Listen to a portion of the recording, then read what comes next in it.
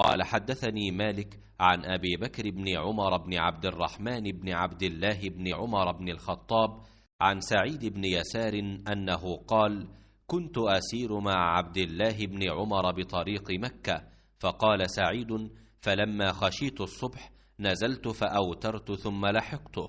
فقال عبد الله بن عمر: أين كنت؟ فقلت: خشيت الصبح فنزلت فأوترت. فقال عبد الله: أليس لك في رسول الله صلى الله عليه وسلم أسوة حسنة؟ فقلت: بلى والله. قال: فإن رسول الله صلى الله عليه وسلم كان يوتر على البعير.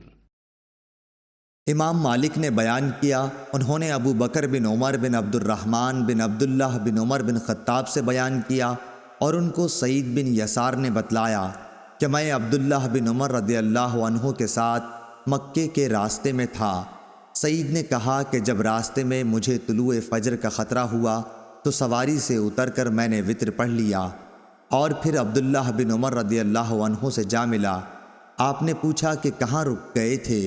मैंने कहा, मैं अब सुबह का वक्त होने ही वाला था, इसलिए मैं सवारी से उतरकर वित्र पढ़ने लगा। इस पर हज़रत अब्दुल्लाह बिन उमर रज़ियल्लाहु अन्हु ने फरमाया कि क्या तुम्हारे लिए नबी करीम सल्लल्लाहु अलैहि वसल्लम का अमल अच्छा नमूना नहीं है? मैंने अर्ज़ किया, क्यों नहीं, बेशक है। आप रज़ियल्लाहु अन्हु ने बतलाया कि नबी करीम सल्लल्लाहु अलैहि वसल्लम तो ऊँट ही पर वित्र पढ़ लिया करते थे। सही बुखारी हदीस नंबर 999।